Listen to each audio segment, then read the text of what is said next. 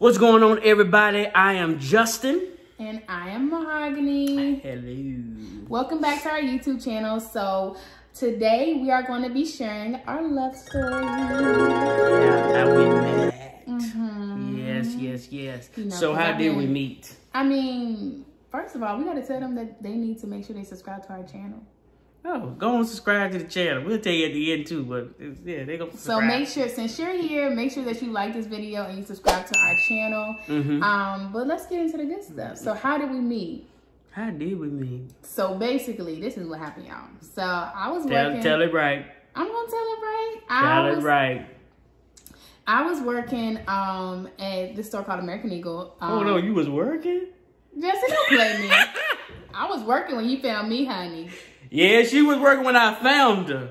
But actually, the last time she had a job. First of all. Which I don't mind, you know. She takes care of the house while I'm going to work. But that's about the last time you had her job, ain't it? I mean, but I'm bringing these coins in being an entrepreneur, so what's the problem? Hello. Tell it. Anyway, so, yeah. So I was working at American Eagle, and I was about 17. Was I 16 or 17? I don't know, but you was fine. Boy, I know I was. But anyway, whatever. And so I was working at American Eagle, and he came into the store to get some clothes. It was his mom. My mom and my sister were shopping for school. I think it was so it had to be my senior year. In high school, yep. So that means you were like 18. So that means I was 2 years younger. So I was about 16. And I was in that store, and I saw this fine. You know, I had to go to the dressing room because sometimes you got to try them clothes on. Because they say it's a medium. That thing be skinny, you know. So I was in the dressing room, and she came in like, would you bring me some jeans or something? Yeah, because you pressed a little button. Oh, yeah, they had them. Y'all know they got them little buttons up in the little fitting room. Boy, I wear them buttons out. They be blinking. I have them blinking. But, yeah, I pressed that little button because I needed an upsizing of my jeans. Y'all know I'm kind of husky now. Kind of. Yeah. All right, man. All right, man. Lord working on me. He working on me because at one point I was going to be looking like T.D. Jakes and John Gray together. But, yeah, I pressed a little button for her to bring me some jeans, and she brought me some jeans, and she was fine. And so, yeah, I brought him these jeans and everything, and so, you know, it was casual, just like any other customer that came into the store. And so, I was also ringing up people that day, too, and so he came to the counter, and he was like, you know, they were paying for their clothes and everything, and I gave them like a 10% discount. You gave us a discount? I think I gave y'all a discount. You need to tell the sage later on. Anyway, so first of all, look, I ain't got time. So I gave him a discount. I can't remember if I did or didn't, but I think I did. And I think they actually had a sale going on. So I gave you that. Yeah, I gave you that discount, and you didn't have like the coupon, but I still gave it to you or something. And yeah, she already liked me undercover. Like she didn't want to admit it. No, I didn't. By the time when I met you, I had so many people lined up trying to talk to me, so I had options. So you had them lined up, but they won't the one. Hello. Anyway, but they won't though. But so yeah. He rung up and everything like that, and then he ended up leaving, and then he found me on social media. He actually found me on Instagram. Found you on the gram. First of all, how did you even find me? That name tag, let me tell you. Guys, if you watching that name, get that name. If you ain't got nothing but a name. Woo!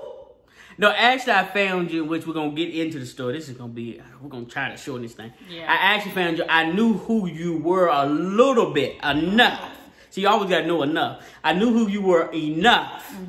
And you were actually, I knew you through one of your friends. So I went to her page and I found you. Oh, yeah. So snooping around. Then I had to slide into them DMs. Yeah, so he slid into my DMs and everything. And y'all, so if you know my story, you know that I'm heavy about, like, I'm not the girl I used to be. And I share my testimony and everything all on my Instagram page. So if you want to learn more about that, you can. But at the time, I was in a weird little stage in my life. Just filling voids with... Hold on. You said weird stage? Did you just say weird? Did you label it as a weird stage? It's gonna be real. You was out there partying, backing it up, dropping it like it's hot. Bam! Okay. Name on weird. I was in a... Come on, let's someone say, look, I got a pass, but tell your neighbor, my pass ain't weird, it's a pass. I was going through some toxic things. Let's just say that. And if you want to learn more about it, grab my book. Grab my book. I'm Not the Girl I Used to Be. That goes more in detail. But I was just in a, very toxic point in my life, just in a whole bunch of relationships and just in and out, sleeping around, drinking, partying. And so when he slid in my DMs, I really wasn't interested in him because the type of guys that I was interested in was those real toxic ones. And so when he slid in my DMs, I'm like, he ain't the one. See, I had my pants up on my butt with a belt. I know my pants was baggy back then. My style and all that. My style was horrible. But, the good guys always win last for some reason, but we win. So I curbed him for a long time. He reached out to me. You what? Curbed you, pretty much. Oh, you put me on the curb. I mean, I pretty much ignored you, honey. Okay. So I ignored him for a long time. So we probably met in November 2013. And I pretty much, he hopped in my DMs. I pretty much ignored him November, December. He would say a whole bunch of stuff like, good morning, beautiful. I just ignored him. Then in January, he ended up asking me out to prom. And yeah, we were talking. Look, now you know that talking stage. I wasn't talking to you. We were talking. You were talking. I was talking. Were we talking on the phone or just texting? We was just texting, and I was doing that with we all was guys, texting. so. Oh, excuse me, but I was the anointed one. She didn't know. But we were texting, and we were talking for quite a while. We were building that relationship, that friendship. Yeah, and I had ended up asking her to prom.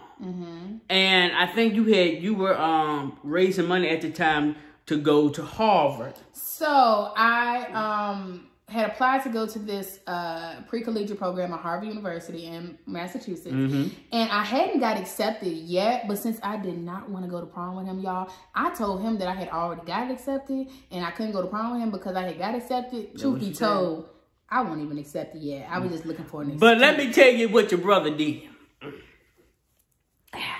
So, her friend, I had known her friend for some years. And so when she told me no, I went to the best friend and asked the best friend to prom.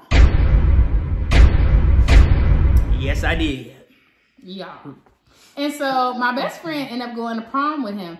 Mind you, me and my best friend had already talked, and I told her, I pretty much had already curbed him, and she just was doing it to be nice.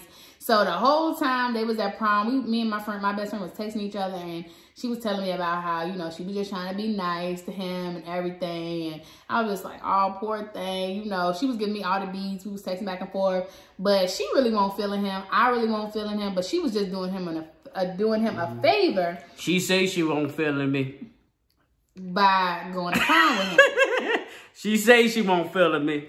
But before they went to prom, I did hit him up oh yeah, so she called me. Did you call or text? But called, I believe she called. I called you. Saying, oh, I see you asking my friend to prom. Surely did.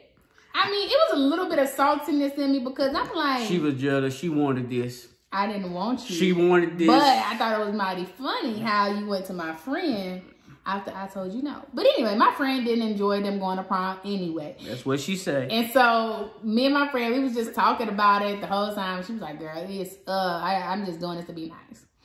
So after they go to prom together, they pretty much cut ties and everything. They don't talk to each other like that. And so he started asking me to go on a date with him. Yep. Mind you, I still won't feel in him. I'm like, I didn't want to go to prom with you. I don't want to go on a date with you. I see you as a friend, and that's pretty much all you She didn't want to go on a date, but she went. After you asked me 1,000 times, so y'all, he probably asked me to go on a date for him for probably 4 months. I don't remember nothing like that. You asked me to go to that. No, you asked me. Trust me, because if you don't answer, I'll move on. No, he did not. I let it go. He was very persistent. He asked me to prom he asked me not to prom on a date for at least 3 months, y'all. I don't believe that. I gotta go back and look at the records. What happened was my aunt, who rest her soul, she passed away. Bless Janet Anderson. And I showed her a video of him, and I was pretty much like, this the guy that keep asking me to go on a date with him. And she was like a mom to me. And so she was like, you know what, baby, you should just give him a chance. Sometimes it's the guys that you think, you aren't interested. Those are the ones that are really the ones for you. So she was like, give him a chance. And I was like, all right, well, I'm gonna give him a chance. So I texted him and I was like, all right, we can go on a date. And we went to Olive Garden and we had an amazing time. She was real quiet. She was acting all bougie. Oh, she was acting all bougie, but I saw right through that thing. I saw right through it. And I will say, he was my first real date. Granted, y'all, I had been in a lot of relationships, had a lot of relations, if you know what I'm saying. And he was the first person that actually took me on a date. And so it was really different. I was really nervous. And then, y'all, he had the nerve to ask me like those soul-to-soul questions. I did. The question was, what is your purpose? Y'all ain't know nothing but a church boy gonna ask you. What is your purpose? Because if you're gonna be with me, you better have a purpose. And I'm sitting here, my answer was like, okay, well, I plan to go to law school, become a lawyer, move to Atlanta, never get married, never have kids, and pretty much just be amazing in my career. Y'all, and then he comes around, he's like, well, I see you encouraging women and building women up. Y'all, in my head, I'm like, if you know what my past look like, or even what I'm living right now, you would not be saying that I need to encourage anybody. But he saw what God had placed inside of me in the midst of all that I was doing and all that was going on in my life. So let me just pause right there and say, when God sends you the one that's truly for you, he's going to see you the way God sees you, even in the midst of all that you have going on. And he's going to encourage you to be who God called you to be. He is. So, y'all, it kind of felt weird because, yeah, I was kind of going to church, but not really. And for him to kind of tell me this is what he saw in me, it made me feel some kind of way because I'm like, I don't see that in myself, but I appreciate you seeing that in me. Oh, you're welcome. So we waited like 2 more weeks, and then we went on another date, right? With the Buffalo Wild Wings. Yes. Had to wild it up just a little bit. So we went to Buffalo Wild Wings, and this was actually, I ended up getting accepted to the program at Harvard. And so this was like probably a week before I was getting ready to leave. And so we went there to Buffalo Wild Wings, and we had a pretty interesting day. It was an amazing time. She was really feeling me. She came, now I knew she was trying to spice it up because she came for the first day, went to Olive Garden, and she came in there all bullshit, you know, with a little pen at M and all classic. Then she come on over to Buffalo Wild with some booty shorts on. I said, I bind you, devil. I bind you, lust spirit. I bind you. But after that day, just to speed it up a little bit, at the end of that day, she was getting ready to leave that following week to go to Harvard. As y'all know, I'm a preacher, pastor, church, and that's just who I am. So at the end of the date, we was outside at her car, and I look at her, I look at her, and I tell her this, and the Lord I ain't gonna say the Lord told me, but the Lord spoke through me and said, "You're gonna be my wife." Y'all. It's the second date. I said, "You're gonna be my wife," and she was looking, blushing, you know. I feel crazy. Don't forget the other part that you said to me. What I say? You was like, you're gonna be my wife, and the thing that you're planning to do tonight, don't do that. Oh yeah, I came against that devil. Because y'all, before I was gonna leave to Harvard, I was gonna go visit my ex.